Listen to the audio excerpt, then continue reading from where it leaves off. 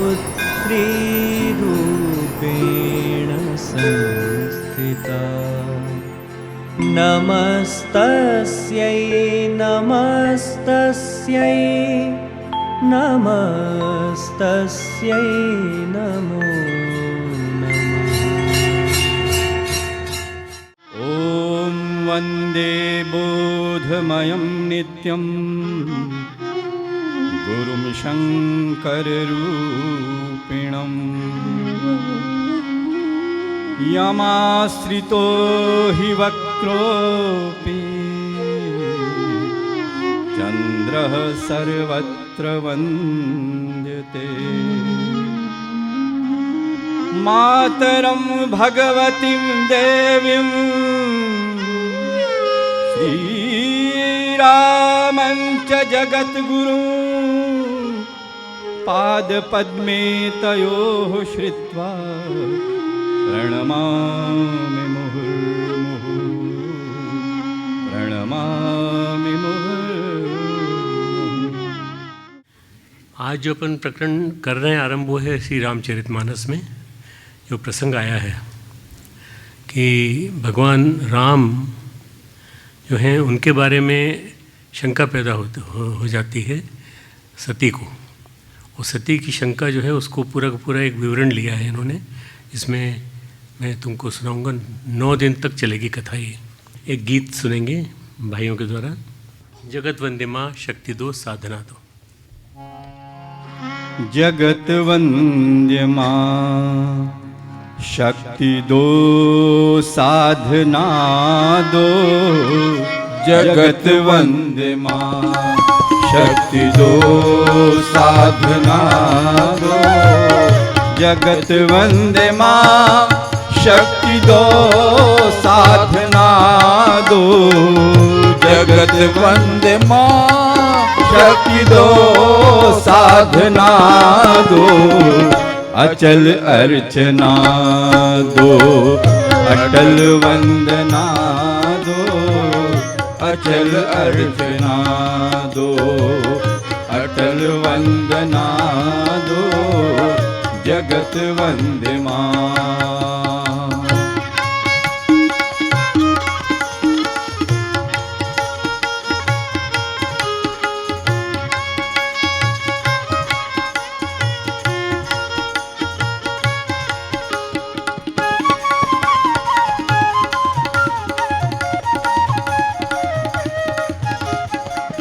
हमें भक्ति दो सर्वदा प्रेम मंडित।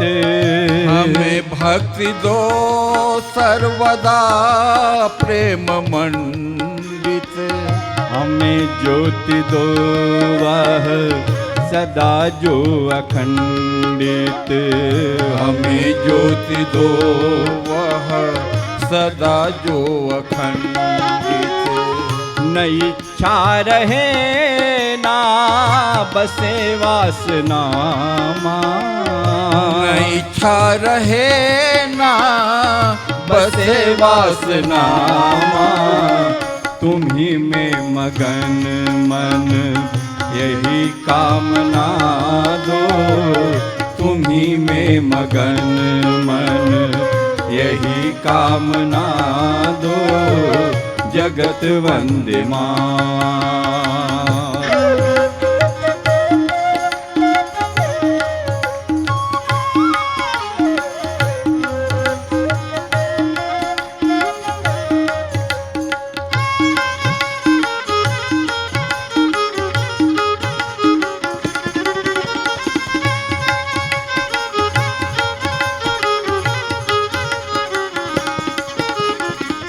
न हो हर्ष में शोक में क्षुब्ध यह मन। न हो हर्ष में शोक में क्षुब्ध यह मन। सतावे न सुख दुख कटे मोह बंधन।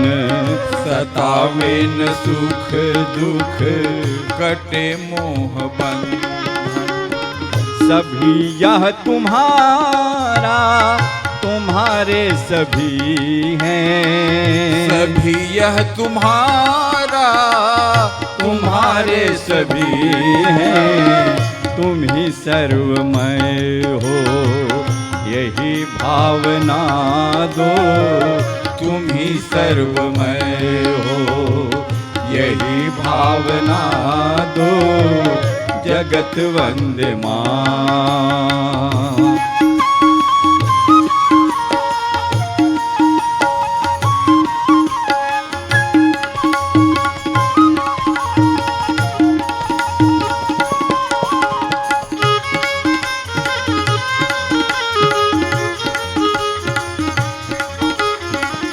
विषय वासना विष भरी है कटारी, विषय वासना विष भरी है कटारी।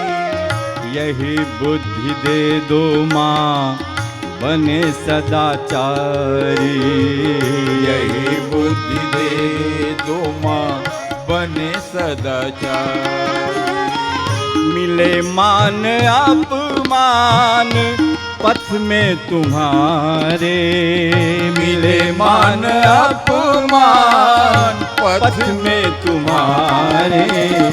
लगे सब परम प्रिय यही धारणा दो, लगे सब परम प्रिय यही धारणा दो। जगत वंदे माँ शक्ति दो साधना दो, जगत वंदे माँ शक्ति दो साधना दो।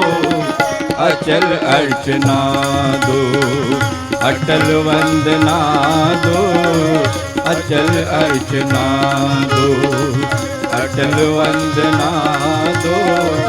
जगत वंदे माँ शक्ति दो साधना दो, जगत वंदे माँ शक्ति दो साधना दो, जगत वंदे माँ।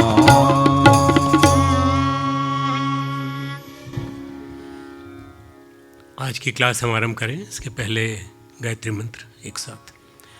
ओम भूर्भुवः स्वः तत्सवितुर्वरेण्यं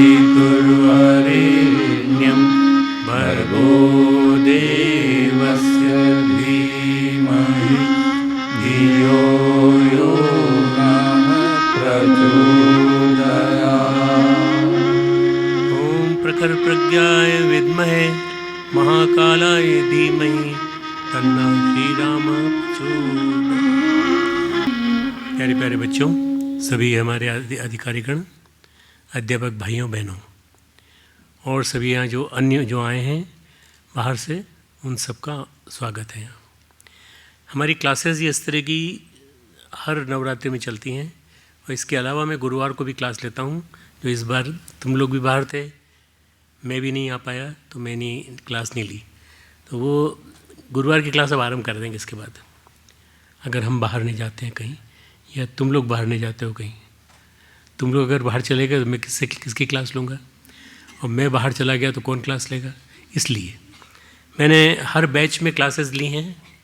कहीं भी कोई भी कहता है कि भाई आपके चांसलर सब क्लास लेते हैं, कब से ले रहे हैं क्लास?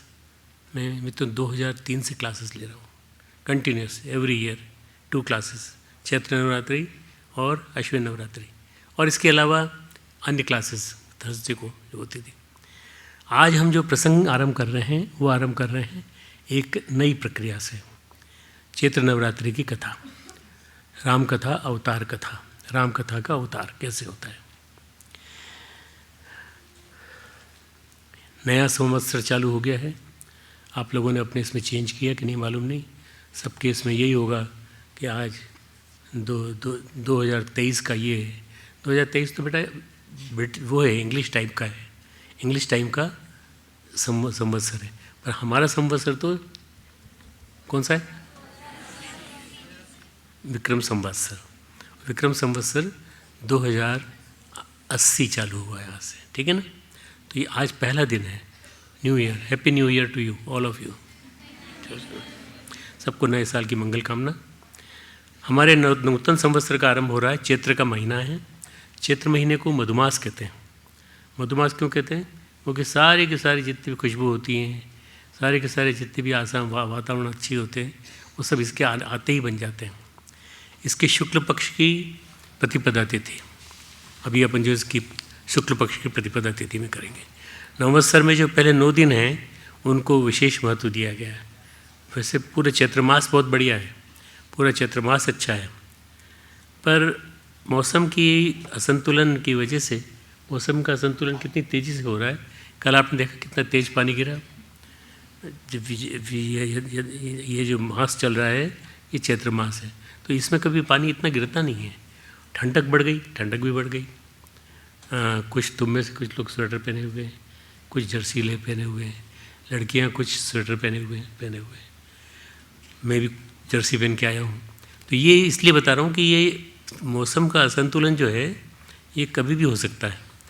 चैत्र का महीना है, शुक्ल पक्ष की प्रतिपदा तिथि, नवंवत्सर में 9 पहले दिन, उनका विशेष महत्व है। वैसे पूरे चैत्र महीने को चैत्र मास का विशेष कहा गया है। किस रूप में? इसको मधुमास कहते हैं।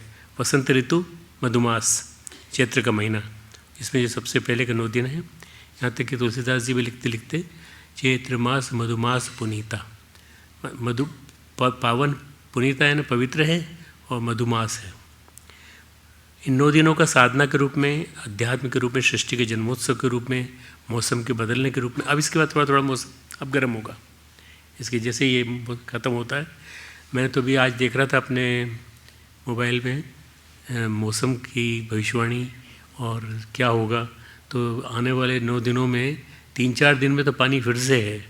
अभी तो कल तो बरसा ही है, 3-4 दिन पानी फिर से। परंतु जो कुछ भी गर्मी आएगी उसके बाद आएगी, जो मौसम की परिवर्तन की जो प्रक्रिया है। हमारी जो भारत की संस्कृति है, जो उसकी सांस्कृतिक परंपरा है, उसमें चैत्र नवरात्रि की महिमा भूरी भूरी गाई गई है, बार बार कही गई है। कई मायनों में इसकी मिठास, इसकी मधुरता बढ़ जाती है। पहली ये कि नवरात्रि के 9 दिन साधना पर्व, दूसरा नव संवत्सर का आरंभ।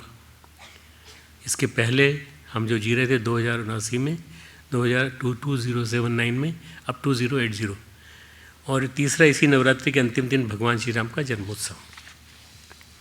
भगवान श्री राम से दोनों संवत्सर जुड़े हुए हैं। भगवान श्री राम का जन्मोत्सव हम मनाते हैं रामनवमी के दिन, उसको हम मनाएंगे यहाँ, और मनाने के साथ साथ उनकी कथाएं भी कहेंगे आपको। विश्वविद्यालय की स्थापना के समय से शुभ परंपरा चली आ रही है, जिसको हमने चालू रखा है। जब बात भगवान श्री राम की होती है तो ऐसा लगता है राम शब्द में सब कुछ समाया हुआ है। राम बड़ा महत्वपूर्ण शब्द है। हमारी संस्कृति, हमारे जीवन मूल्य, हमें सामाजिक मर्यादा, समूचा का समूचा हमारा देश, भारत देश राम में समाया हुआ है। ऐसी कुछ विशेषता है राम में। राम एक शब्द है, एक वटवृक्ष की तरह से। वटवृक्ष में इतनी संभावनाएं होती हैं, उसकी छाया में खूब लोग बैठ सकते हैं, और उसकी छाया में एक अच्छा सा सभा मंडप हो सकता है, कुछ भी हो सकता है। वटवृक्ष के बीच में बहुत छोटा सा बीज होता है, परंतु जब बड़ा होता है तो फिर वो पूरा फैल जाता है। बरगद के बीज, सरसों के बीज में कोई अंतर नहीं है, लेकिन वट ब्रिज में एक विशाल वटवृक्ष है, उसी बीज में एक विशाल वृक्ष। यदि आपने वटवृक्ष देखे होंगे तो वटवृक्ष बहुत दूर दूर तक फैला हुआ है। उस वटवृक्ष से अनेकों वृक्ष हो जाते हैं। तो हमारी भारतीय साधना प्रणाली, भारत का सनातन धर्म, भारत का धर्म की परंपराएं पूरी सारी की सारी इसी पे डिपेंड करती हैं कि हमने कैसा इसको समझा। किसको? राम को, संस्कृति के मूल्यों को। राम एक नाम नहीं है, समूची भारत की संस्कृति है। हमारे गांव में चले जाओ तो कहीं भी चले जाओ और कहो राम राम तो कहते हैं, सब राम राम करके जवाब देते हैं। क्यों? क्योंकि हमारी संस्कृति के रोम रोम में घुसा हुआ है शब्द राम। भारत की मान्यता है, भारत का विश्वास है राम, भारत की परंपरा है, भारत की प्रतिष्ठा है राम। राम कहने से लगता है सब कुछ कह दिया। कई बार हम कहते हैं अरे उसके साथ ऐसा हुआ, हे राम। ये भी तरह तरह से राम जो है शब्द यूज़ होता है। एक बात है, इस राम नाम में गोस्वामी तुलसीदास ने राम नाम के इन अक्षरों को, इस मात्रा को ओंकार की तरह से माना है। बंदऊ नाम राम रघुवर को, बंदऊ नाम राम रघुवर को, हेतु कृसानु भानु हिमकर को। अग्नि तत्व, सूर्य तत्व और सोम तत्व, ये इन तीनों की परिभाषा है। कृसानु भानु हिमकर। राम कहने से लगता है समूची सृष्टि कह दी गई, सबके समूचा ब्रह्मांड कह दिया गया। राम कौन है? कबीरदास जी कहते हैं, पहचानो राम कौन? एक राम दशरथ का बेटा। एक राम दशरथ का बेटा, एक राम घर घर में लेटा, एक राम है जगत पसारा, एक राम है सब जग से न्यारा। यह हमारे राम की महिमा है। राम का अवतार कैसा हुआ? राम के अवतार की बड़ी मीठी और रोचक कथाएं हैं। गोस्वामी जी ने अपने रामचरितमानस में ऐसे गूंथा है जैसे सुंदर सुंदर फूल गूंथते हैं तो हार बनाते हैं, ऐसे ही इस राम कथा के माध्यम से हम बहुत सारे सुंदर सुंदर फूलों को गूंथेंगे और उनको पढ़ेंगे, ध्यान से समझेंगे। राम कथा अवतार कथा है। राम की कथा क्या है? राम का अवतार कैसे हुआ उसके बारे में 9 बिंदु हैं, मैं तुमको सुनाना चाहूँगा। 9 पुष्प। पहले दिन की कथा में हम जो बात कर रहे हैं आपसे, वो कर रहे हैं माता पार्वती की जिज्ञासा। जब भगवान शिव से माता पार्वती पूछती हैं हमारे पुराणों में, ग्रंथों में, एकदा कैलाश शिखरे गौरी पृच्छति शंकर, एक बार कैलाश पर्वत पर बैठे भगवान शिव से माता पार्वती ने प्रश्न पूछा। हमारी संस्कृति में कुछ संवाद बड़े प्रचलित हैं, उसमें एक है पार्वती और शिव का संवाद। पार्वती और शिव का संवाद, माता पार्वती की जिज्ञासा है हमारा पहला बिंदु है। दूसरा बिंदु है भगवान शिव का समाधान। भगवान शिव आदि गुरु हैं। हम जब गुरु के का नाम लेते हैं तो भगवान शिव जो हैं आदि गुरु हैं। संसार में ऐसा कोई ज्ञान नहीं है, जैसी ऐसी कोई विद्या नहीं है, ऐसा कोई बोध नहीं है, ऐसा कोई विज्ञान नहीं है जो उनको पता ना हो। तीसरी बात ये कि अवतार किन किन कारणों से हुए, उन कथाओं की शुरुआत करते हैं। जिसे भगवान शिव ने माता पार्वती को सुनाया वो जय और विजय की कथा है। तुम लोगों को मालूम है जय विजय कथा? तुम में से कई लोग रामचरितमानस पढ़े होंगे। यह हमारे इस कथा प्रसंग का तीसरा बिंदु है। पहला बिंदु मैंने बताया कैलाश पर्वत पर भगवान शिव पार्वती का वार्तालाप। दूसरा है जो बिंदु है वो है भगवान शिव आदि गुरु हैं, ऐसा उनका बोध है। और तीसरा ये कि अवतार किन किन कारणों से हुए, जिसे भगवान शिव माता पार्वती को सुनाते हैं, वो जय और विजय की कथा है। यह हमारी कथा प्रसंग का तीसरा बिंदु है। जय और विजय भगवान के द्वारपाल थे, विष्णु के द्वारपाल। भगवान स्वर्गलोक में कालक्रम से उनको श्राप मिला, फिर वे असुर योनि में आए। भगवान शिव ने उनका उद्धार करने के लिए, उनको भगवान श्री हरि ने उनका उद्धार करने के लिए राम रूप धारण किया। हमारे कथा प्रसंग का चौथा बिंदु है जालंधर और सती वृंदा की कथा। जालंधर और सती वृंदा की कथा मैं कथा प्रसंग के दौरान आऊँगा इन पे, हर एक पे। एक भगवान शिव के अंशोद्भूत जो जालंधर और एक हैं हठयोगी जालंधर नाथ। 2 नाम जालंधर के नाम से हम पढ़ते हैं। तीसरा नाम पढ़ते हैं हम जालंधर नाम का एक शहर है, मालूम है ना आपको? हाँ, तो ये 2 नाम तो ये हैं, तीसरा नाम उनका। नाथ परंपरा के जो हठयोगी जालंधर हुए उनके नाम पर हठयोग का एक बंध है जिसको जालंधर बंध कहते हैं। योग के तुम लोग छात्र कितने हो बेटा इसमें? तुमको जालंधर बंध की खबर है? क्या है? जालंधर दैत्य की कथा और परम सती नारी वृंदा की कथा। हम जो आपको कथा सुनाएंगे वो परम सती नारी वृंदा की कथा। वृंदा किसको कहते हैं मालूम है? 4-5 बच्चियों की आवाज़ आई, तुम लोग बताओ। तुलसी को कहते हैं। ये एक बड़ी विलक्षण कथा है। इसको सुनने के बाद तुमको लगेगा कि वास्तव में जन्म जन्मांतरों तक चलती रहती है संस्कारों की कथा। चौथा बिंदु ये है। 5वां है नारद मोह। नारद को जब मोह हुआ तो ऐसा हुआ कि परम ज्ञानी भगवान के पार्षद और भगवान के मन कहे जाने वाले नारद को भ्रम हो गया कि ये भगवान जो हैं ऐसे कैसे हैं, जो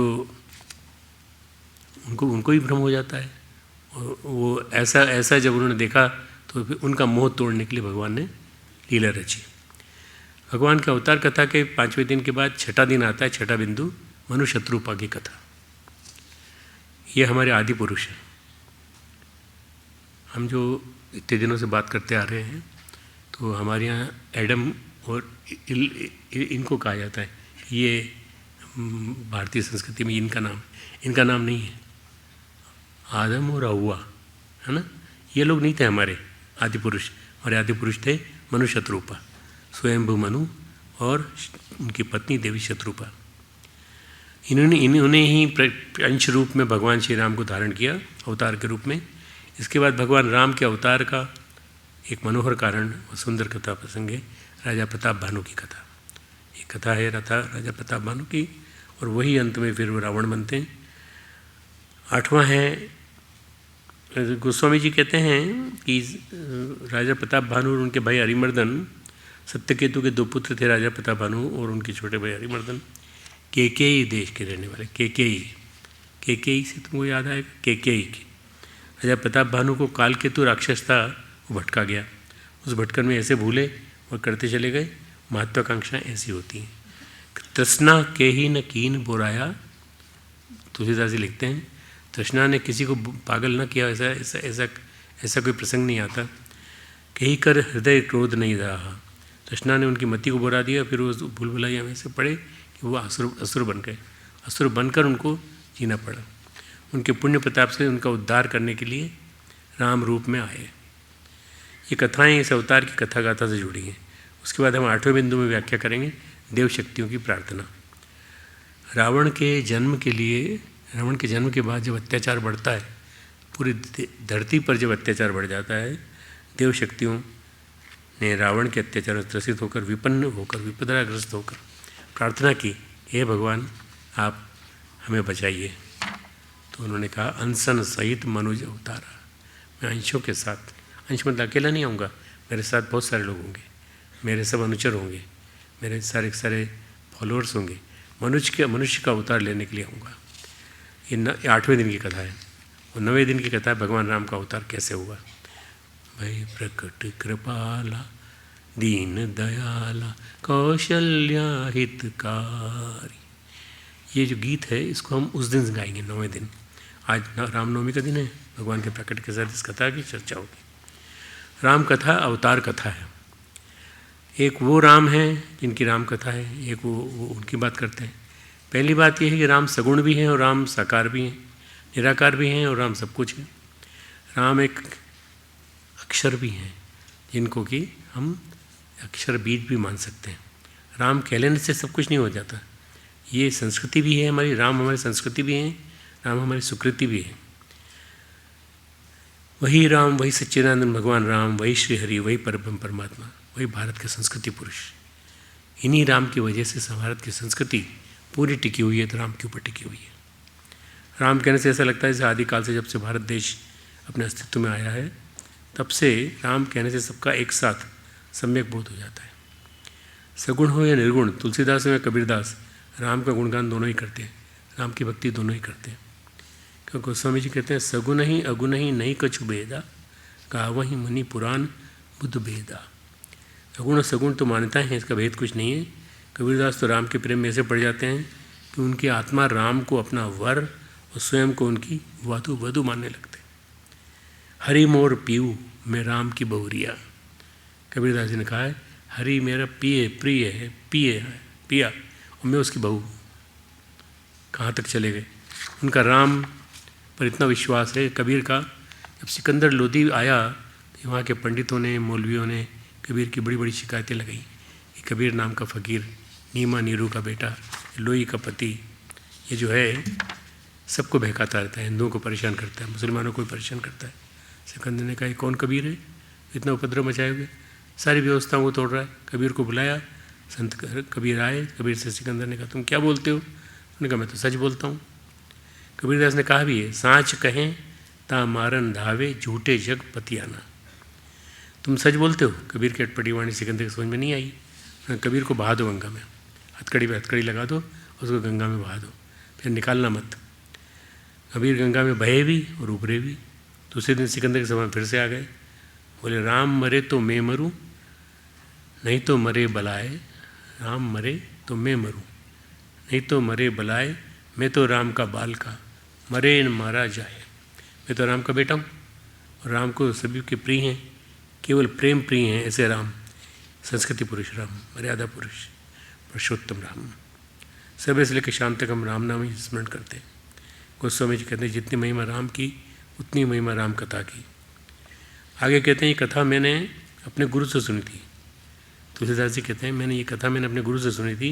मैं पुनि निज गुरु सन सुधी, कथा सुसु कर खेत, समझी नहीं तजे बालपन तबती रहे हूँ अचेत। मैं अनकॉन्शियस स्थिति में था, तो मैं समझ नहीं पाया कथा को। बालकांड का 30वां अध्याय। ये कथा मैंने अपने गुरु से सुनी थी, लेकिन ये कथा बड़ी गूढ़ है। राम कथा कली कामद गाई, सजन सजीवन मूड सुहाई। राम कथा कलियुग में सब मनोरथों को पूरा करने वाली कामधेनु है। कामधेनु किसको कहते हैं?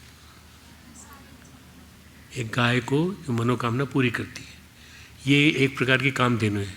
इस तुलसीदास जी की राम कथा से सब कुछ हो जाता है। सज्जनों के लिए संजीवनी जड़ी है। कहते हैं राम कथा अद्भुत है। सद्गुण सुरगन अम्ब अदिति सी, रघुवर भगति प्रेम परमिति सी। ये राम कथा देव माता अदिति के समान है। राम कथा यदि हृदय में आ जाए तो सब सद्गुण आने लगते हैं। जब राम कथा हृदय में आ जाती है तो हमको सब के सब सद्गुण मिलने लगते हैं। हम श्रेष्ठ पुरुष बन जाते हैं, महामानव बन जाते हैं। भगवान राम की भक्ति और प्रेम की परिसीमा भी यही है। राम कथा, इसमें एक दोहा है, राम कथा मंदाकिनी, इसमें दोहा 31 है। राम कथा मंदाकिनी चित्रकूट चितचारु, तुलसी सुभग स्नेह वन सिय रघुवीर बिहारू। तुलसीदास जी कहते हैं राम कथा चित्रकूट में बहने वाली मंदाकिनी नदी वो नदी है जिसे माता अनुसुईया ने अपने तप से प्रकट किया था। समूचे चित्रकूट के ग्रीष्म से भरे हुए क्षेत्र में, समूचे विंध्याचल क्षेत्र में पत्थर ही पत्थर है, जब पानी मिलता नहीं है, जहाँ चारों ओर पत्थर ही पत्थर है, उस क्षेत्र में लोगों की जीवन धारा के रूप में व्याप्त हो गई है हमारे राम, उनकी राम कथा और मंदाकिनी। गंगा तो गंगोत्री से आती है, उपजती है, गंगा सागर में जाकर विलीन हो जाती है। कई देश ऐसे हैं जहाँ गंगा नहीं पहुँचती, गंगा की धारा नहीं पहुँचती। जहाँ गंगा नहीं पहुँचती वहाँ की नदियों को हमने गंगा की मान्यता दे रखी है। वो गोदावरी हो, कृष्णा कावेरी हो, पुण्य नदियाँ हो, सभी को हम मानते हैं। हम गंगा माँ की तरह सम्मान देते हैं। लेकिन जब राम कथा की बात आती है तो जिससे गोस्वामी जी ने धारा बहाई, हिंदी भाषा में, विविध भाषाओं में राम कथा की धारा बही है। राम कथा कंबन ने भी कही है, राम कथा तुलसी ने भी कही है, राम कथा बंगाल में कृतिवास ने कही है, राम कथा राजा भोज ने भी कही है। राम कथा विविध भाषाओं में विविध ढंग से विविध रंगों में रंगी गई। महर्षि वाल्मीकि ने जो गान गाया, जो गीत गाए, वो कथा कही अनुष्टुप छंद में। वाल्मीकि रामायण अनुष्टुप छंद में कही गई है, विविध भाषाओं में, विविध ढंग से, विविध तरीके से, अनूठे अनूठे अनोखे अनोखे रूप में पूरे भारत की जन्मेदिनी में व्याप्त हो गई। तमिल में, तेलुगु में, हिंदी में, कुछ लोगों ने तो उर्दू में भी रामकथा लिख डाली। कहते हैं रामकथा विविध रूपों में कही गई। गोस्वामी जी कहते हैं, मैं कहता हूँ कथा कैसे कही, किस तरह से कही, इस कथा का आरंभ करूँगा। कीन प्रश्न जही भांति भवानी, कीन प्रश्न जही भांति भवानी, जही विधि शंकर कहा बकाने। माता पार्वती ने कैलाश पर्वत पर बैठ के जिस तरह से भगवान शिव से जिज्ञासा प्रकट की, जिस तरह से भगवान शिव ने उनसे कहा, ये कहते हैं मैं सब सुनाऊंगा इस कथा में। सो सब कहे तू कहब में गाई, मैं सब कुछ तुझे गा के सुनाऊंगा। कथा प्रबंध विचित्र बनाई, उन सब की बातें मैं कहूँगा कि क्या है ये। अब कहते हैं इस कथा में क्या क्या कहूँगा, कितनी तरह कथाएँ कहूँगा। राम कथा की मिति जग नाही, राम कथा की कोई सीमा नहीं है। मिति है ना, सीमा। राम कथा की कोई सीमा नहीं है। असी प्रतीत तिन के मन में ही, राना भाति राम अवतारा, रामायण सतकोटि अगारा। राम के अवतार, राम की कथा अनंत है, नाना प्रकार के भगवानों का अवतारों में सबकी बातें मैं सुनाऊंगा। इस कथा का जन्म सबसे पहले कहाँ हुआ? जैसे कुछ कहते हैं गंगा निकली गौमुख से, कुछ कहते हैं गंगा निकली भगवान शिव की जटाओं से, कुछ कहते हैं कि राम कथा किसने कही, वाल्मीकि ने कही, तुलसी ने कही, कंबन ने कही, कृतिवास ने कही, राजा भोज ने कही, हनुमान जी ने कही, आज के युग में राम कथा केशवदास ने कही, या रामचंद्रिका को रामशरण गुप्त, मैथिली शरण गुप्त ने साकेत लिखकर कही। सारी कथाओं की धाराएं तो हैं, अलग हैं, लेकिन मूल उद्गम कहाँ है? रचि महेश निज मानस राखा, इसी की एक छुपाई है। रचि महेश निज मानस राखा, पाई सुसमऊ शिवासन भाखा, ताते रामचरित मानस पर धरेऊ राम ही हेरी हर्ष हर। ये रामचरित मानस का 34वां दोहा श्लोक है। महादेव ने इसको रचा, कहते महादेव के माध्यम से रची गई है। सबसे पहले महादेव के मन में आई, उन्होंने अपने मन में ही इसको गोपनीय बनाए रखा, अपने ध्यान में, अपने ज्ञान में, अपनी समाधि में इसका आनंद उठाते रहे। लेकिन जब समय आया, जैसे गंगोत्री शिव जी की जटाओं से गंगा गोमुख होकर निकली, भगवान शिव के मुखारबिंद से ये राम कथा निकली। इस राम कथा की बड़ी विचित्र महिमा है, विविध रूपों में कही गई। राम कथा की महिमा का बखान करते भगवान राम जो है उस पर आते हैं जब, तो माता पार्वती ने भगवान शिव से प्रश्न पूछा, और ये प्रश्न भी अद्भुत है। माता पार्वती की अनुभूति में अद्भुत, ये प्रश्नोत्तर होते रहे। माता पार्वती प्रश्न पूछती हैं, भगवान श्री से राम नाम कर अमित प्रभावा, संत पुराण उपनिषद गावा, संत पुराण उपनिषद गावा। राम नाम का तो बड़ा प्रभाव है भगवान। मैं जानना चाहता हूँ ये राम नाम, ये राम कौन है? राम कवन प्रभु पूछूँ तो ही, कहीं बुझाई कृपा निधि मोही। मुझे राम कथा का तत्वोपदेश कहिए। राम रक्षा स्तोत्र है, उसमें एक सुंदर उपदेश है। राम राम रमे रामे, राम नाम मनोरमे, सहस्त्र नाम तत्तुल्यम, राम नाम वरानने। राम रक्षा स्तोत्र में भगवान शिव कहते हैं माता पार्वती से, मुझे राम का तत्व बताइए। आप किस राम की बात करते हैं? एक राम अवधेश कुमारा, अवध के ईश और वहाँ के कुमार, तिनकर चरित विदित संसारा। राम तो मैंने नाम सुना है, कथा पुराण में आता है, राम कथा अध्यात्म रामायण में भी आता है, पद्म पुराण में भी रामायण आता है, रामायण में नाम आता है। महाराज दशरथ के पुत्र कहे जाते हैं, उनका चरित्र सारा संसार जानता है कि अपनी पत्नी के विरह में उन्होंने कितना दुख उठाया, वो युद्ध में रावण को मार डाला। ये सब बातें सब जानते हैं अलग अलग ढंग से, कोई कुछ कहता है, कोई कुछ कहता है, कोई कुछ कहता है। प्रभु सोई राम की अपरु कोई जाही जपत त्रिपुरारी, सत्यधाम सर्वज्ञ तुम कहूँ विवेक विचारी। कौन राम है? भगवान शिव से पार्वती जी कहती हैं राम के बारे में बात बताओ हमें, तो कौन से राम है? पार्वती जी बातें पूछती, भगवान शंकर कौन से राम है बताओ। पार्वती जी कहती हैं राम ब्रह्म चिन्मय अविनाशी, सर्वरहित सब और परुवासी। हे प्रभु, प्रथम जो मैं पूछा सोई कहो। मैंने सबसे पहले जिस प्रश्न को पूछा उसको कहिए, जो मुँह पर प्रसन्न हो। प्रभु हो, आप अगर मुझ पर प्रसन्न हैं तो पहले मेरी बात को कहिए। जब इस तरह से महादेव ने प्रश्न पूछा तो भगवान ने कहा अच्छा चलो इस कथा को तुमसे कहूँगा, इतनी सारी बातें बता के तुम कंफ्यूज नहीं करूँगा, मैं राम के बारे में बताऊँगा तुमको।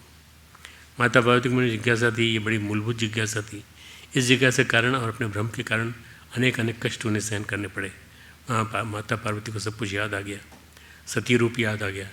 सती रूप में भगवान शिव से मिलन के बाद बिछो कारण यही भ्रम था, वो राम तत्व को नहीं समझ पाई।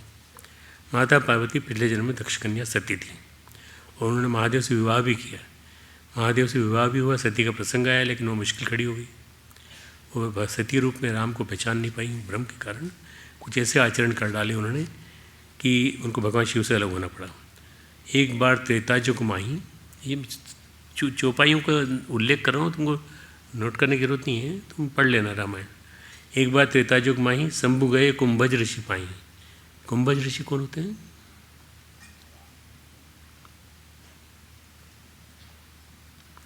अगस्त ऋषि को कुंभज ऋषि कहते हैं, मतलब ये इनके लिए रामचरितमानस की भाषा में।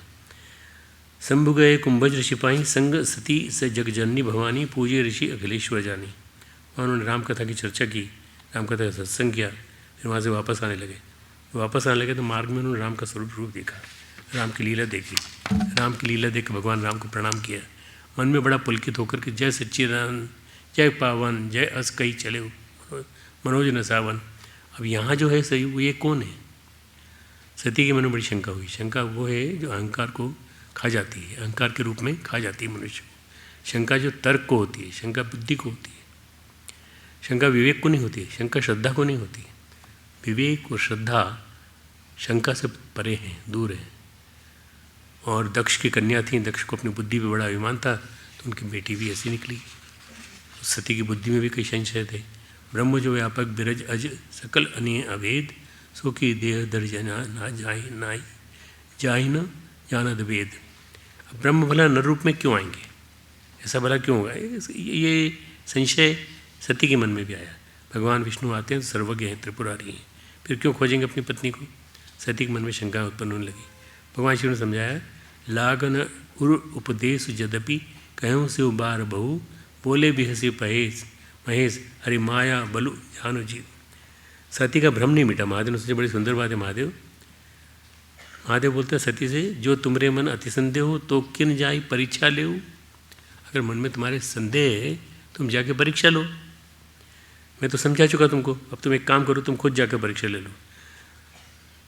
जब लगी बैठ आहूँ बट छाई, मैं बट है ना बरगद के वृक्ष के नीचे बैठता हूँ। जब लगी तुमको जब परीक्षा लेके आ जाओगी मुझे वहाँ मिल जाना। बरगद क्या है?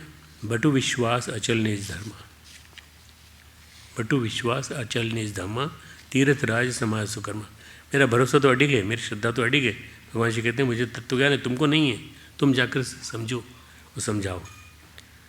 सती जी ने इससे परीक्षा के माध्यम समझा। भगवान शिव ने कहा यहाँ शंभु असमन हनुमान दच्च सुता कहूँ नहीं कल्याण।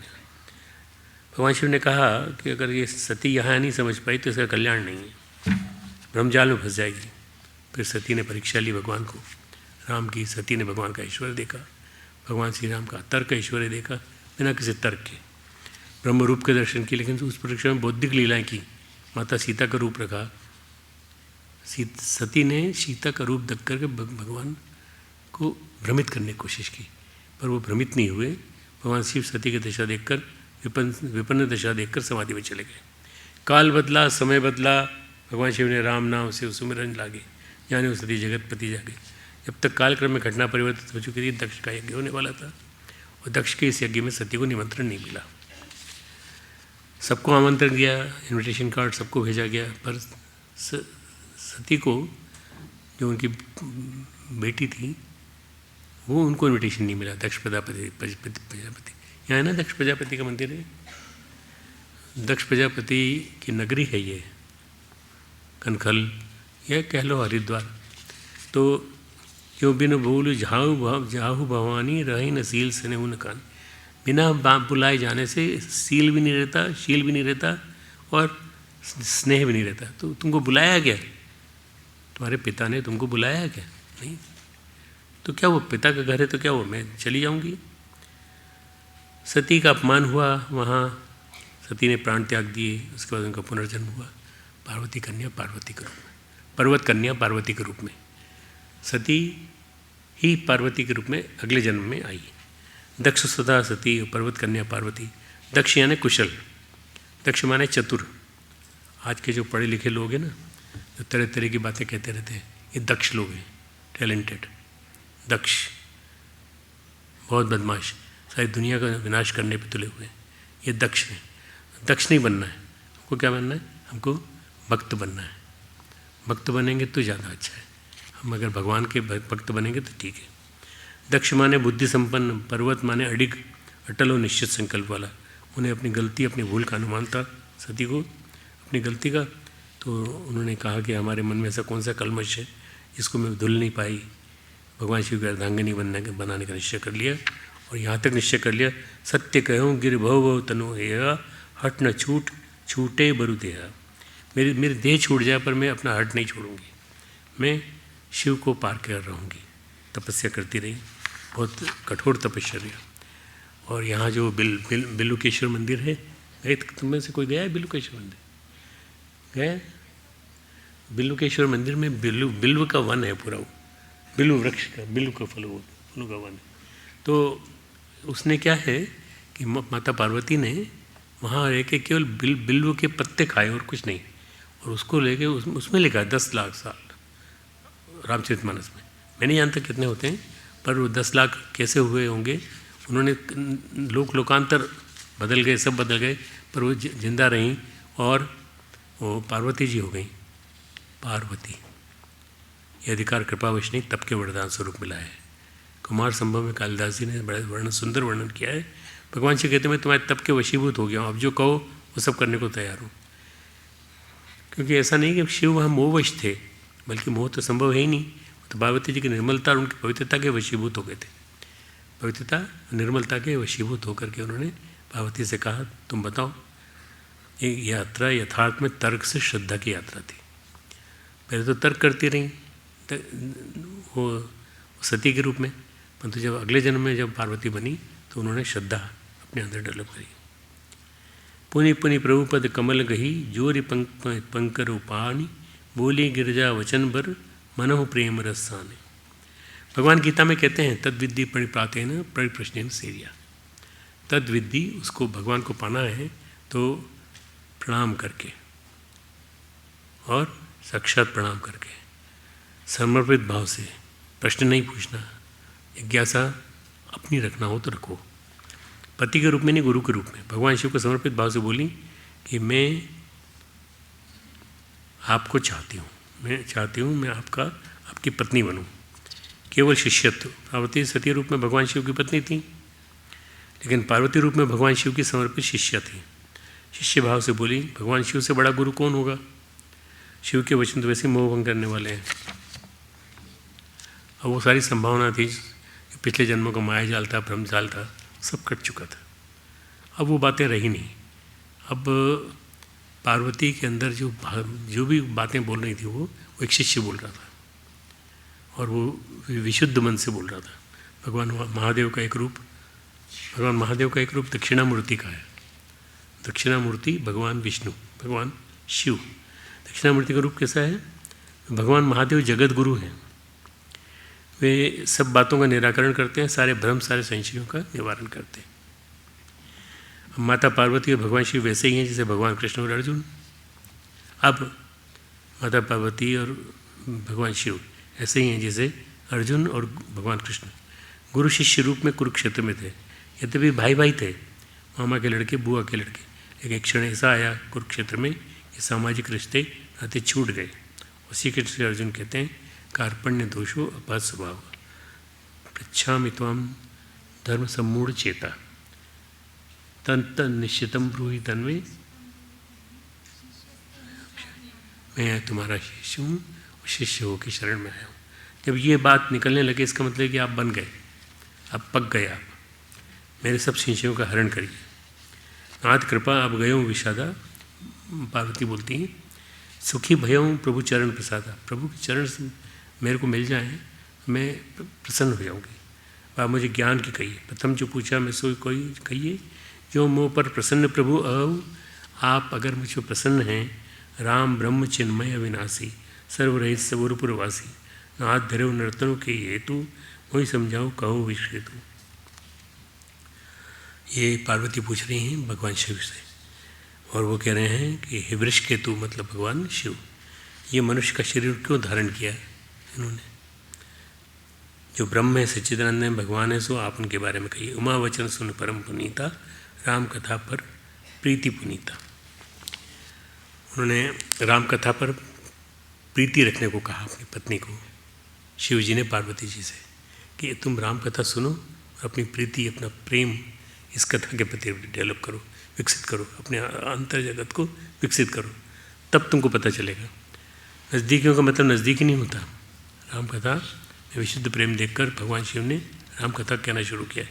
नज़दीकी का मतलब ये नहीं होता कि एक कमरे में सब रूम पार्टनर, या हम एक साथ रूम पार्टनर के रूप में रहते हैं, वो नहीं। भगवान को आप अपने दिल में धारण करोगे तो आपके साथ आ जाएंगे। पति पत्नी हो जाने पर, भाई बहन हो जाने पर इससे बात नहीं बनेगी। ये जो ज्ञान है, ये जो बोध है, जो तत्वबोध है, ज्ञान का बीज है, भक्ति का बीज है, वैराग्य का बीज है, शिष्य के हृदय में अंकुरित होता है, पत्नी के हृदय में नहीं, भाई के हृदय में नहीं। भाई अभी पति पत्नी भी साथ साथ एक कमरे में रहते हैं, एक घर में रहते हैं, फिर भी वो प्रीति नहीं होती। जब देखो तब झगड़ा होता है, जब देखो तो लड़ाई होती है पति पत्नी में आपस में। क्यों? क्योंकि पारस्परिक समझ नहीं है। तो भाई के हृदय में नहीं, रिश्तेदार के हृदय में नहीं, केवल शिष्य के हृदय में अंकुरित होता है।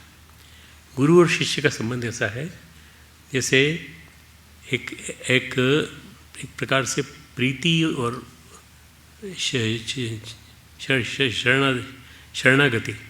मैंने आपको सब कुछ समर्पित कर दिया, अब आपकी शरण में आ गया हूँ, अब आप जो कहेंगे वो करूँगा, जो कहेंगे वो करूँगा। मैं एक बार सुनाना चाहता हूँ कि मैं जब यहाँ आया तो मैं मेडिकल कॉलेज की परीक्षा पास करके, MD पास करके, और मैंने यहाँ आकर के गुरुदेव के चरणों में शीश झुकाया।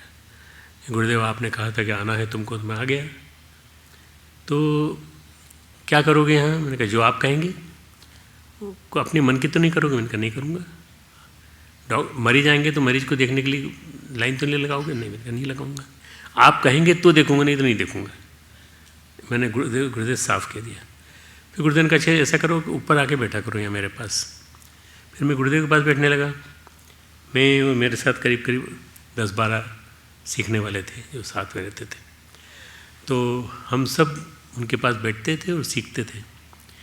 मैंने गुरुदेव से कहा, गुरुदेव मुझे इंग्लिश आती है, हिंदी नहीं आती।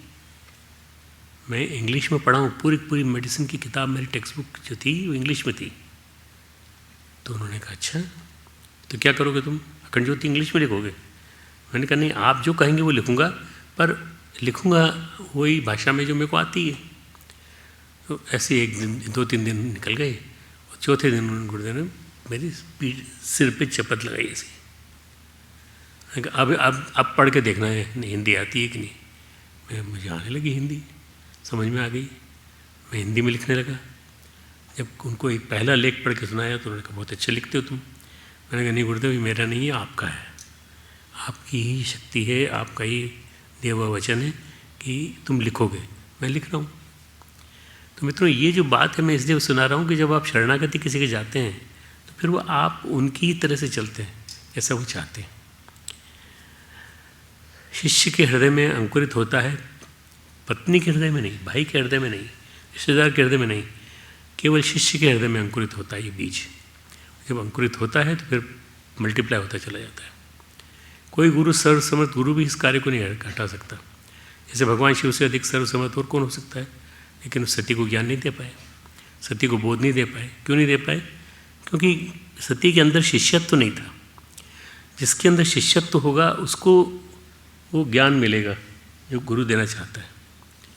माता पार्वती को ये बोध क्यों नहीं दे पाए? क्योंकि जो जिज्ञासा उनके अंदर उपजी वो जिज्ञासा शिष्य की जिज्ञासा थी। वो पत्नी का प्रश्न नहीं था, पत्नी की दर्याप्त नहीं थी, जांच पड़ताल नहीं थी, वो किसकी थी? एक समर्पित शिष्य के मन में उपजी हुई जिज्ञासा थी, अंतःकरण में उपजी जिज्ञासा। सबसे पहली बात है, गुरु का मिलना कठिन है, लेकिन शिष्य मिलना और भी कठिन है। पार्वती जी को बड़ी लंबी यात्रा करनी पड़ी। इस शिष्य को होने के लिए पार्वती जी को प्रश्न से, कौतुक से, कौतूहल से और इस जिज्ञासा तक आने के लिए पूरे जीवन की यात्रा करनी पड़ी, अनेकों कष्ट और बलिदान देना पड़े। तो प्रेम क्या है? ये प्रेम तो सती के मन में ही बहुत था भगवान महादेव के लिए, लेकिन प्रेम 2 बातों का होता है। प्रेम के दो हेडिंग्स हैं, इश्क मजाजी, इश्क हकीकी। इश्क मजाजी गुरु और शिष्य के बीच जो प्रेम होता है वो इश्क हकीकी होता है। इश्क हकीकी ये गुरु और शिष्य का प्रेम होता है। और इश्क मजाजी जो होता है वो होता है मतलब का प्रेम, लौकिक प्रेम, दैहिक प्रेम, और ये होता है दैविक प्रेम और आत्मिक प्रेम। दोनों प्रेम में फर्क है। लौकिक प्रेम से आध्यात्मिक आत्मिक प्रेम की यात्रा बड़ी गूढ़ है। लौकिक प्रेम तो है, हम आपका ध्यान रखते हैं, आपकी केयर करते हैं, आपकी दिन रात सेवा करते हैं, टहल चाकरी करते हैं, लेकिन आप हमें बड़े अच्छे लगते हैं, सुंदर लगते हैं, आकर्षक लगते हैं। दैहिक प्रेम है, दैविक प्रेम है। आपके अंदर कुछ ऐसी बात है, कोई डिवाइन स्पार्क है, वो हमें प्रभावित करता है। ये दैविक प्रेम है, ये दैविक प्रेम है। शिष्य और गुरु के बीच में जो डेवलप होता है वो ये डेवलप होता है। माता सती के मन में लौकिक प्रेम था, दैहिक प्रेम था, दैविक प्रेम भी था। वो जानती थी महादेव कौन है, उनका अपने पति पर विश्वास भी था, लेकिन भगवान के शिव के संपूर्ण तत्व को नहीं जान पाई वो। आध्यात्मिक प्रेम जो आत्मा को आत्मा से मिलाता है, आत्मा से आत्मा के बीच में रसधार पैदा करता है, इस प्रेम तक पहुंचने के लिए उन्हें एक जन्म पूरा बिताना पड़ा। पूरा एक जन्म बिता कर आई। पहले तो ये यज्ञशाला में विध्वंस हुआ, उसमें कूद पड़ी हूँ, फिर अगला जन्म मिला, फिर उस अगले जन्म में उन्होंने तपस्या की, खूब तपस्या की। उस तपस्या में उनके सारे जितने प्रश्न थे वो सब खाक हो गए। प्रश्न होते हैं तो उत्तर मिलते हैं, लेकिन तर्क की यात्रा कैसे होगी? तर्क उपजते हैं, जब उत्तर दिए जाते हैं फिर नए संशय पैदा होते हैं, जब उत्तर दिया जाता है नए तर्क पैदा हो जाते हैं। इसलिए उपनिषदों ने कहा, उपनिषदकारों ने कहा, तर्क प्रतिष्ठा नाथ, तर्क की तो प्रतिष्ठा ही नहीं है। अभी तो केवल कौतूहल होता है, बच्चा कौतूहल से पूछता है ये क्या है पापा, ये क्या है, फिर वो भूल जाता है तो दूसरी चीज़ पूछता है।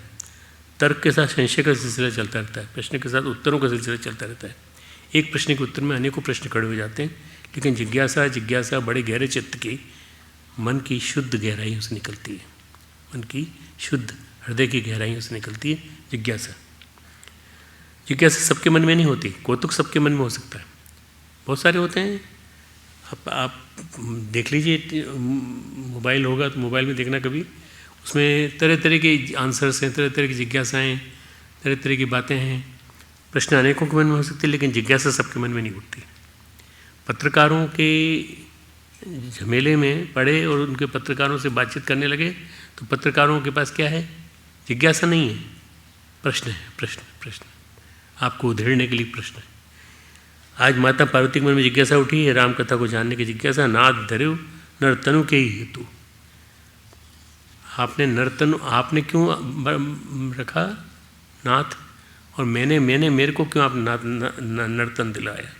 राम कथा के साथ वो राम अवतार की बात बजाना चाहती है। उन्होंने कहा भगवान भी कैसे आते हैं राम अवतार के रूप में। हमने इस कथा प्रसंग के पहले कहा राम कथा और अवतार कथा, और भी लोगों में जिज्ञासा आई और भी मन में संशय हुआ है। ये संशय सुने बिना नहीं जाएगा। ये कथा पहले किसके मन में आई? ये कथा पहले आई याज्ञवल्क्य के मन में, ये कथा आई महर्षि भारद्वाज के मन में। ये दोनों में संवाद चला, भारद्वाज और याज्ञवल्क्य में। ते ही यही पावन सुभग सर घाट मनोहर चार्य बालकर्ण। तुलसीदास जी के रामचरितमानस में 4 जिज्ञासा है, 4 समाधान है। पहली जिज्ञासा माता पार्वती जी की जिज्ञासा, महादेव का समाधान, समझो इसकी चर्चा कर रहे हैं। दूसरी जिज्ञासा ऋषि याज्ञवल्क्य की जिज्ञासा, और उसके बाद उसका समाधान। तीसरी जिज्ञासा ज्ञान सम्मेलन चला, और उसी ज्ञान के सम्मेलन का राम के बारे में सुनना चाहते हैं। कौन राम कौन है? याज्ञवल्क्य से पूछा रहता सत्य धाम कहूँ विवेक विचारी। कौन है राम? याज्ञवल्क्य बोले मुस्काई तुम्हें विदित रघुपति प्रभुताई। तुम राम कथा सुनना चाहते हो, मैं सुनाता हूँ तुमको। एक जिज्ञासा और है तीसरी, गरुड़ जी की जिज्ञासा काकभूषुंडी जी के लिए। हुआ क्या कि वो जो गरुड़ जी से भगवान ने कहा तुम जाके नागपाश खोलो जो राम लक्ष्मण को बांध दिया है। तो वो कहते हैं, भगवान कहते हैं एक बार ये प्रश्न काकभूषुंडी ने किया था, काकभूषुंडी के पास भेजा। फिर काकभूषुंडी का वर्णन करते भगवान शिव, बड़ा सुंदर वर्णन है। सुमेरु पर्वत पर रहते हैं, बड़ा सुंदर स्थान है जिसकी महिमा बखान नहीं की जा सकती, ऐसा सुंदर स्थान है। गरुड़ के मन में संशय आया जब भगवान श्री राम और लक्ष्मण जी को नागपाश लगा। हनुमान जी ने उस नागपाश को काटने के लिए गरुड़ का आह्वान किया। मुझे भ्रम हो गया था, मुझे संदेह हो गया था कि राम बड़े, इतने बड़े, और तब बंधन काटने के लिए मुझे कह रहे हैं। बहुत मुश्किल खड़ी हो गई। गरुड़ भागे भागे गए शिव जी के पास, नारद जी के पास। शिव जी के पास गए, फिर अंत में पहुँचे काकभूषुंडी जी के पास। शिव जी ने पहुँचाया काकभूषुंडी के पास। काकभूषुंडी का ऐसा स्थान, जहीं आश्रम तुम बसम पुनि सुमिरत श्री भगवंत व्यापी तेना विद्या योजन एक पर्यंत। 1 योजन तक अविद्या नहीं थी वहाँ पर। उत्तरकांड का दोहा 113। यहाँ काकभूषुंडी रहेंगे सुमेरु पर्वत पर, 4 कोस तक कोई भी माया नहीं व्यापेगी। काकभूषुंडी से कथा सुनी गरुड़ जी ने सुनी। फिर मैं तुमसे पूछ रहा हूँ बीच बीच में कि तुम लोग सुन रहे हो कि नहीं?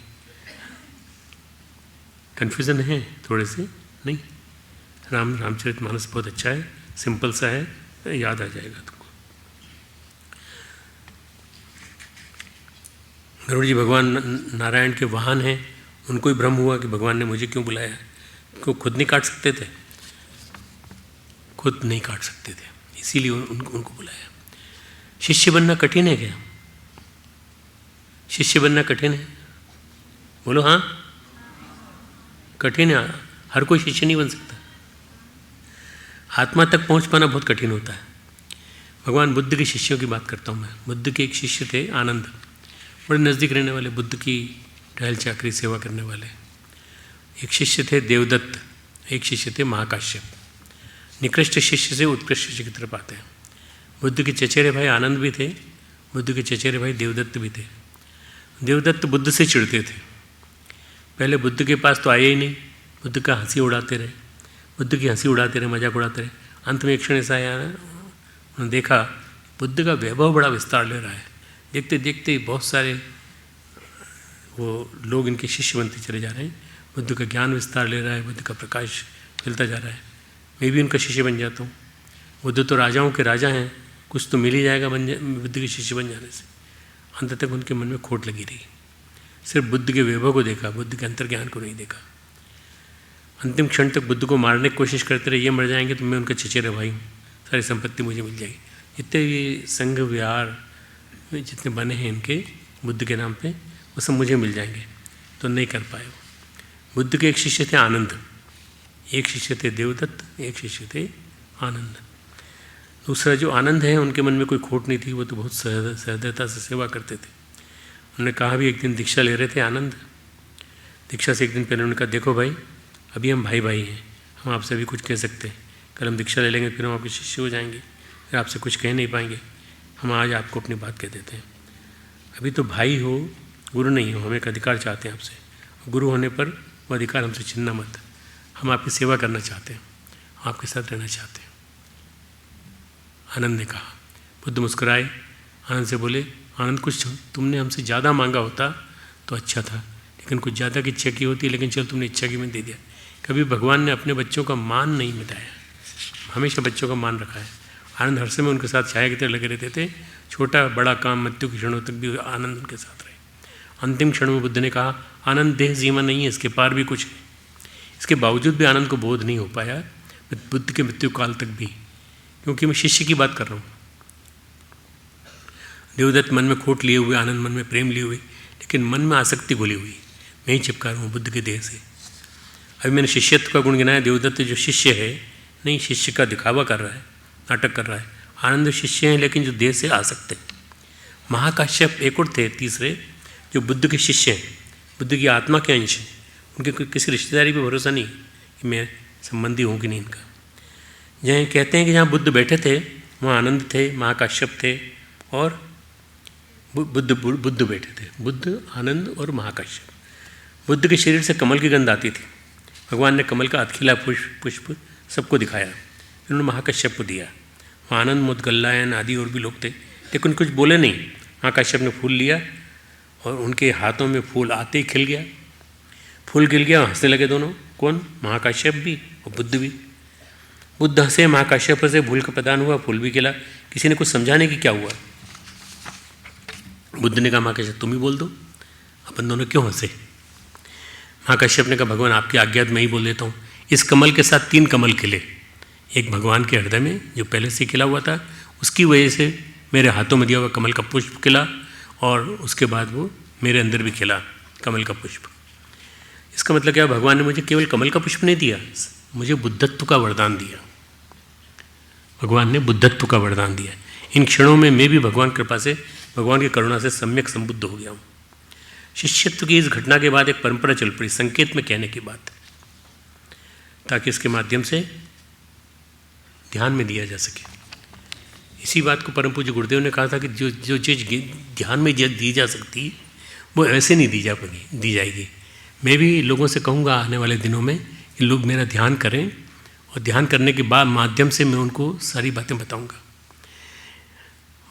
ये जो ध्यान है यही बना झान से जैन संप्रदाय, बुद्ध का संप्रदाय फिर जैन संप्रदाय के रूप में प्रख्यात हुआ। ध्यान से झान से जैन संप्रदाय का प्रसार हुआ जापान में, चाइना में, बौद्ध क्षेत्र जहाँ है। शिष्यत्व की यात्रा बड़ी गहरी और गूढ़ है। सफाई पूरी होनी चाहिए, इसलिए माता सती को पार्वती के रूप में कठिन तपस्या करनी पड़ी, ताकि जो प्रवंचनाएँ हैं जो सती के व्यक्तित्व में थीं वो दूर करनी थी। इसी तरह से हमको भी अपनी पहले से ही दूर कर लें तो हम शायद अधिक नज़दीक आ सकेंगे। शिव के योग्य पत्नी वो सती के रूप में थी, लेकिन महागुरु सदगुरु भगवान शिव के सुयोग्य शिष्य बनना, उनके तत्व ज्ञान के अधिकारिणी बनना, ये रह गया। अब की बार ये पूरा हुआ। अब की बार जो जिज्ञासा थी वो प्रश्न नहीं थी, कुतूहल नहीं था। ये माता पार्वती जी की जो यात्रा है वो जन्मों से चली आ रही है। कई जन्मों से वो शिव के साथी बनना चाहती। यात्रा तर्क से श्रद्धा की यात्रा, स्मरण से समर्पण की यात्रा। केवल याद नहीं करती, वो समर्पण करना चाहती। आज समर्पण भगवान शिव के चरणों में पूरा हो रहा है। शिष्य के हृदय में भक्ति होती है, ऐसी भक्ति, ऐसी ग्रहणशीलता जो उनके गुरु की करुणा को विगलित कर देती है, करुणा को प्रवाहित कर देती है। गुरु रह नहीं पाते दिए बिना, गुरु के लिए संभव नहीं होता उनको कुछ देना, कुछ न देना। वो देते ही हैं, हर हाल में देते हैं। एक अंतिम कथा सुनाता हूँ। कई लोग होते हैं जो शिष्य बनने के लिए चल देते हैं, लेकिन शिष्य बन नहीं पाते हैं। कई बार तो गुरु को परेशान भी करते हैं कि आपने हमको शिष्य बना लिया पर हमको कुछ नहीं मिला। क्या चाहते थे?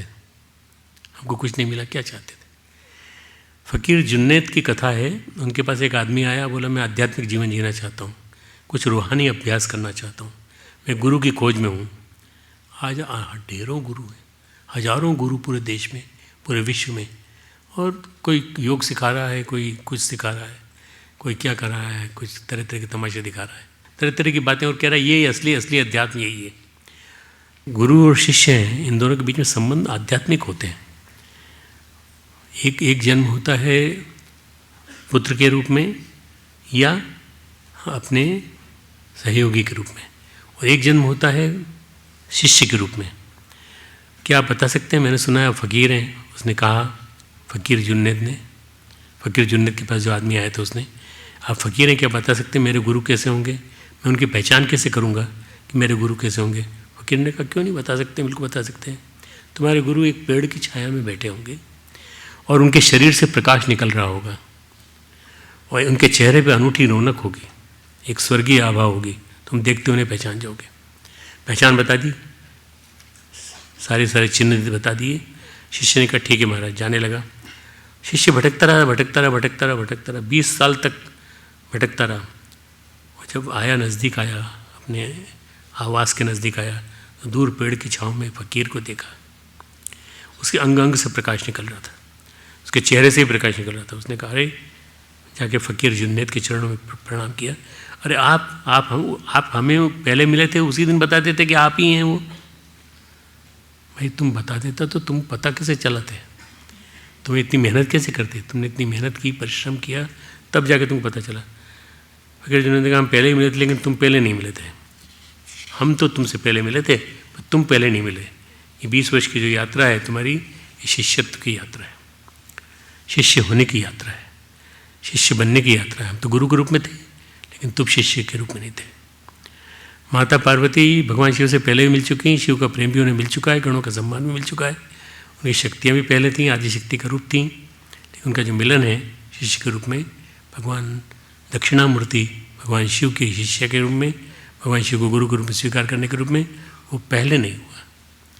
अभी इस जन्म में वो इस जन्म में पार्वती बनकर आई हैं, तो अब वो गुरु के रूप में स्वीकार कर रही हैं।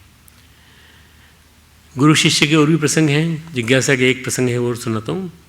एक जिज्ञासा प्रसंग अष्टावक्र गीता में है। जनक पूछते हैं अष्टावक्र से, अब देखो जनक की सभा में जब अष्टावक्र गए तो अष्टावक्र को देखकर 8 तरफ से टेढ़े मेढ़े थे वो। जनक के पंडित हंसे, जनक के दरबार में जो बड़े बड़े पंडित विद्वान बैठे थे वो हंसे, तो अष्टावक्र और जोर से हंसे। अष्टावक्र को हंसते देखकर पंडित लोग बोले, आप क्यों हंस रहे हैं? अष्टावक्र बोले, मैं तो समझा था मैं पंडितों की, ज्ञानियों की, जनक की सभा में आया हूँ, मुझे ऐसा लग रहा है कि मैं चमारों की सभा में आ गया हूँ। केवल चमड़ी को ही देखते हैं, शरीर को देखते हैं, आकृति को देखते हैं, पर ये कैसे मैं मान लूँ कि तुम पंडित हो? तुमने चमड़े के अलावा कुछ देखा ही नहीं, चमड़े के अलावा कुछ देखा ही कहाँ? कुछ बातें हुई, कुछ ज्ञान की बातें हुई।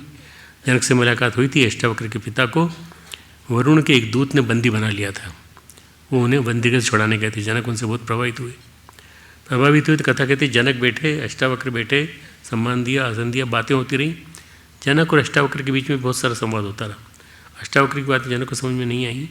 जनक बोले, आचार्य मुझे कुछ समझ में नहीं आया। तो बोली, हाँ समझ में नहीं आएगा, जब आसन तुम्हारा ऊपर होगा और मैं नीचे होऊंगा तो नहीं समझ में आएगा। अहंकार का सिंहासन ऊपर होता है, कैसे समझ में आएगा?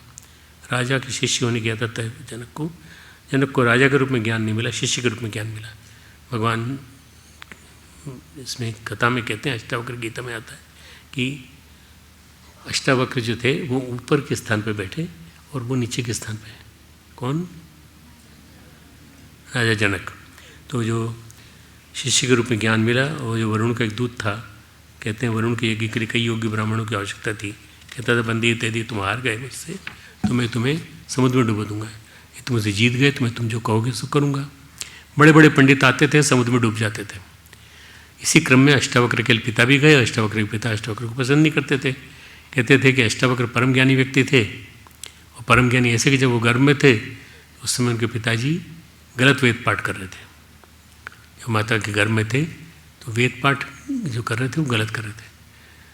गर्भ से ही उनको टोक दिया उनके पिताजी ने, उनको टोक दिया। उन्होंने कहा, अरे मूर्ख। वो जब उसने टोकना चालू किया बार बार, तो अरे मूर्ख, तो पिता को गर्भ से टोकता है, 8 जगह से टेढ़ा हो जा। क्यों 8 जगह से टेढ़े हुए? क्योंकि उन्होंने अपने पिता को टोका। और कहाँ? इंट्रा यूटराइन एरिया से, जो मतलब यूट्रस में थे तब उन्होंने अपने पिता को टोका। हर जगह से टेढ़ा होने का, ज्ञानी होने का दम्भ बढ़ता है। अष्टावक्र हंसे बोले, आंगन के टेढ़ा होने से आकाश टेढ़ा थोड़ी होता है, मेरी आत्मा तो पहले से प्रबुद्ध, मुझे ज्ञान की क्या आवश्यकता। बेटा तेरे पिता गए तो उनको छुड़ा कर ला। माता बोली, तेरे पिता गए हैं तो उनको छुड़ा कर ला। बंदी से उन्होंने पूछा कि आपने क्यों इनको अपनी बंदी बनाया। तो अष्टावक्र ने कहा, ये प्रश्न का उत्तर जनक सुन रहे थे। बंदी जब हार गया तो अष्टावक्र ने कहा, चल तुझे डुबाऊँ समुद्र में। बंदी बोला, आप चाहो तो मुझे डुबा सकते हैं, मैं वरुण का दूत हूँ, जितने ब्राह्मणों को लेके आया हूँ सबको वापस दे दूँगा। वरुण देव यज्ञ कर रहे हैं, उनके लिए बहुत योग्य पंडितों की आवश्यकता थी। आपके पिता भी उसमें आमंत्रित होकर घर गए कि मैंने किसी को डुबोया नहीं है, मैंने किसी को मारा नहीं है, मैंने किसी को समुद्र में डुबोया नहीं, आप चिंता मत करिए, आपके पिता भी वापस आ जाएंगे। जनक ने जब ये प्रसंग देखा, इतना छोटा बालक, इतना प्रकांड विद्वान, जनक ज्ञान के जिज्ञासु थे, ज्ञान की पिपासा थी, ज्ञान का आरंभ हुआ सिंहासन पर। अष्टावक्र हंसे कि शिष्य बन अगर ज्ञान चाहिए तो। जनक बैठे छोटे आसन पर और अष्टावक्र नीचे ऊपर बैठे। पूछते, कथम ज्ञानम आपनोति कथम मुक्ति भविष्यति। प्रभु कहिए मुझसे कि ज्ञान क्या होता है, मुक्ति कैसे घटित होती है, भक्ति कैसे प्राप्त होती है, वैराग्य कैसे प्राप्त होता है, मुझसे कहिए मुझसे जानना चाहता हूँ, समझ जा। ये यात्रा थी जनक के शिष्यत्व की जानकारी। जनक में जो शिष्यत्व पैदा हुआ वो यहाँ से पैदा हुआ, जब उन्होंने समझना चालू किया कि मैं क्या चाहता हूँ, और पूछा उन्होंने, जिज्ञासा के प्रकट होने की यात्रा।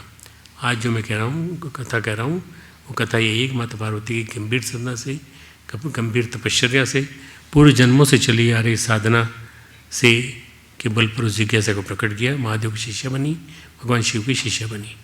पत्नी होना ज्ञान प्राप्त करने के लिए पर्याप्त नहीं होता, संबंधी होना पर्याप्त नहीं होता, राजा और अधिकार होना भी पर्याप्त नहीं होता। ज्ञान तो सद्गुरु के से सच्चे शिष्य में बहता है। अगर आप सद्गुरु को मानते हैं, सद्गुरु पर समर्पण करते हैं, तो जो उनसे शिष्य तक जो ज्ञान जाएगा वो उनको सच्चा बनाएगा। माता पार्वती के अंदर, माता पार्वती भक्त हैं, शिष्य हैं, भगवान शिव ये गुरु हैं। राम कथा को जानने की जिज्ञासा, राम के अवतार को समझने की जिज्ञासा, अवतार के कारण को समझने की जिज्ञासा कभी भारद्वाज में पैदा हुई, जो कभी याज्ञवल्क्य में आई, काकभूषुंडी में आई, कभी गरुड़ जी में आई, आज माता पार्वती में आई। आज से शुरू होती है राम कथा। राम कथा आज से शुरू होती है, और ये मैंने आज भूमिका का प्रकरण बनाया राम कथा का। कल से मैं पूरी राम कथा सुनूंगा। भगवान शिव के मुख से निकली, माता पार्वती कानों में पहुँची, हृदय में पहुँची। उस राम कथा का हमने आरंभ किया माना माता पार्वती की जिज्ञासा से। वहाँ कौतूहल है नहीं है, वहाँ तर्क नहीं है, संशय नहीं है, केवल शुद्धतम हृदय में जिज्ञासा का शुद्ध अंकुर प्रस्फुटित हुआ है। भगवान महादेव उनका समाधान करेंगे। भगवान शिव दक्षिणामूर्ति परम गुरु महाशिव इसका समाधान करेंगे। भगवान शिव के द्वारा माता पार्वती की जिज्ञासा के समाधान की ये कथा हम कल करेंगे, ठीक है। अब हम रामचरितमानस की आरती करेंगे। इधर से लड़कियां, 5-6 लड़कियां इधर से आ जाओ, 5-6 लड़के इधर आ जाओ। ॐ यं ब्रह्मवेदान्तविदो वदन्ति परं प्रधानं पुरुषं तथान्ये विश्वोद्गते कारणमीश्वरं नमो विघ्नविनाशनाय। ॐ यं ब्रह्मा वरुणेन्द्ररुद्रमरुतः स्तुवन्ति दिव्यैस्तवैः वेदैः साङ्गपदक्रमोपनिषदैः गायन्ति यं सामगाः ध्यानावस्थिततद्गतेन मनसा पश्यन्ति यं योगिनो यस्यान्तं न विदुः सुरासुरगणाः देवाय तस्मै नमः, देवाय तस्मै नमः। हमारे YouTube चैनल शांति कुंज वीडियो गायत्री परिवार को सब्सक्राइब करें एवं बेल आइकन जरूर दबाएं ताकि गायत्री परिवार की विभिन्न गतिविधियों की जानकारी आपको मिलती रहे।